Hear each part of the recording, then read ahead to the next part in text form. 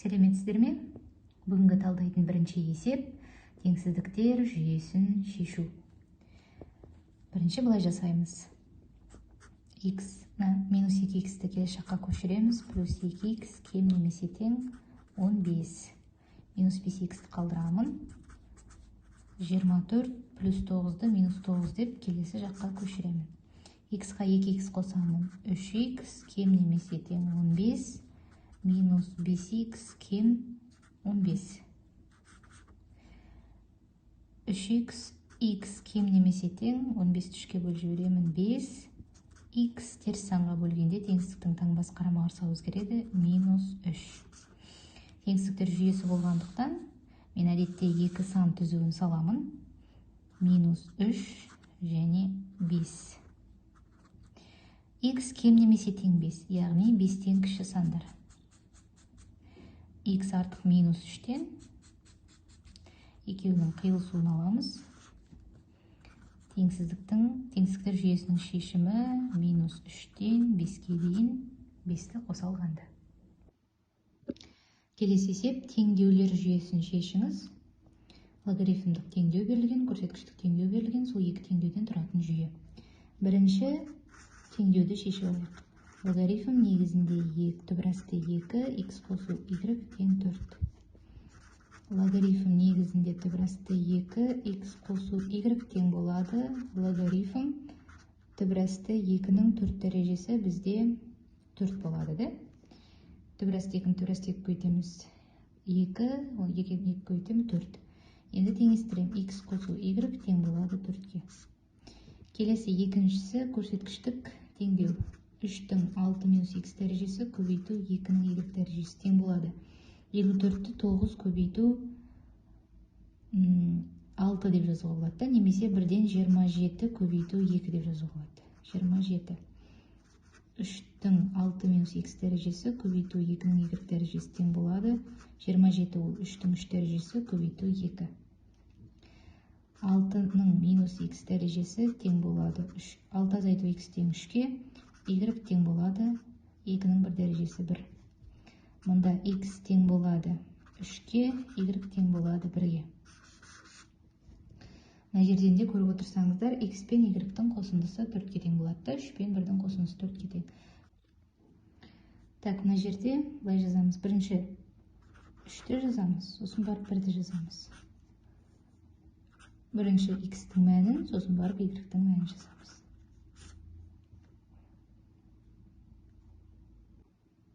Үшінші есеп теңдеулер жүйесін шешіңіз.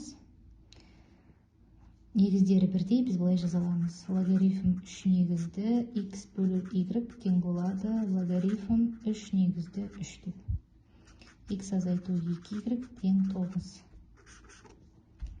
Екеуін теңестіреміз. Х бөлу y тең болады 3-ке. Х азайту 2y тең болады 9. Мына теңдеуден х 3y-ға тең болатыны шығады. Бірінші теңдеудегі х-тың орнына 3y-ті барып екінші теңдеуге қоямын. 3y азайту 2y тең болады 9. Y тең 9. Олай болса, х тең болады 27. Теңдеулер жүйесінің шешімі 27-де 9. Төртінші есеп f от x функциясы берілген, кризистік нүктелерін табыңыз дейді. Яғни туынды арқылы табамыз. Бірінші f от x функциясының туындысын табамын. Былай жазуыңыз болады. 2 көбейту х-тің 2-ден 1 дәрежесі қосу 1 бөлу х. 2 көбейту х 2-ден 1 дәрежесінен 1-ді азайтамыз және 2-ден 1-ге көбейтемін. Мұнда жазып қойын, 2 деп бөлімін 2-ден 1-ге көбейтемін. Так, мұнда да солай, сонда менде 1 бөлінген х-тің туындысы 1 бөлінген х квадрат болады. Тең болады, 2 мен 2 қысқарып кетеді, менде қалады 1 бөлінген түбірасты х азайту 1 бөлінген х квадратты. Себебі мына жерде минус 2-ден 1 дәреже шығады, сондықтан бөліміне түсіріп жазамын. Ары қарай кризистік нүктелері немесе сындық нүктелері табу үшін 0-ге теңестіремін. Мына жерде ортақ бөлімге келтіріп жіберетін болсақ, х квадрат минус түбірасты х тең 0. бөлімі 0-ге тең болмау керек, және x-мыз 0-ден артық болу керек, да? Себебі жерде квадрат түбір тұр. X квадрат минус түбірасты x тең болады 0. Мұнда түбірасты x-ті шығарып жіберсем, жерде менде қалады. Мысал қараңыздар, 2 дәрежесінен алып тастаймын, сонда x түбірасты x қалады. Азайту 1 тең 0-ге. Түбірасты x тең 0 бұл қабылданбайды. X түбірасты x минус 1 тең 0. X түбірасты x тең 1.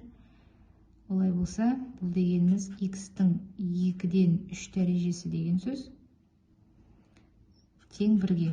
1-дің кез келген дәрежесі өзіне тең, сондықтан x 1-ге тең. Сонда бұл функцияның сандық нүктесі x тең 1 болып тұр. 5-ші есеп, OX осінде орналасқан және A, B нүктелерінен бірдей қашықтықта орналасқан нүктені табыңыз дейді. Ол нүктеміз OX осінде орналасқандықтан, мысалы S нүктесі болсын, оның X-і барды, Y-і мен Z-і 0-ге тең. Және мұна екі нүктеден бірдей қашықтықта жатыр. Олай болса, мен деген A-сының ұзындығы керек маған, және B-сының ұзындығы керек. A-сының координаталарын тауып алатын болсам, бұлай жазамын. X азайту минус 1 плюс болып кетеді.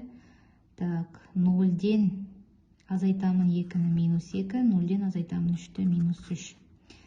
Ал V-сының арақашықтығы, координатасы V-сыныкі. X-тан 2-ні азайтамын. 0-ден минус 3-ті азайтсам 3. 0-ден 1-ді азайтсам минус 1. A-сы мен V-сының координаталарын тауып алдық. Енді бізге осылардың ұзындығын табуымыз керек. A-сының ұзындығын табу үшін әрбір координатасын квадраттап қосамын. B-сының ұзындығын табу үшін де дәл солай.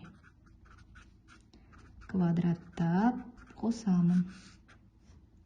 Енді бірдей қашықтықта деп жазылғандықтан, мына екеуі тең.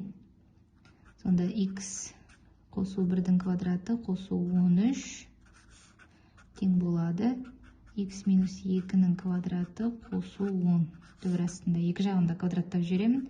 X қосу 1-дің квадраты қосу 13 тең болады. X минус 2-ның квадраты қосу 10. Ашамын жақшаны. X квадрат плюс 2x қосу 1 қосу 13 тең болады. X квадрат минус 4x қосу 4 қосу 10.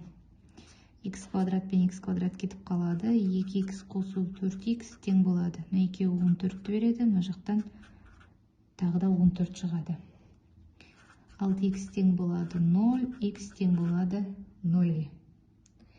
Сонда бұл координаталар басында орналасқан нүкте екен. 0, 0, 0.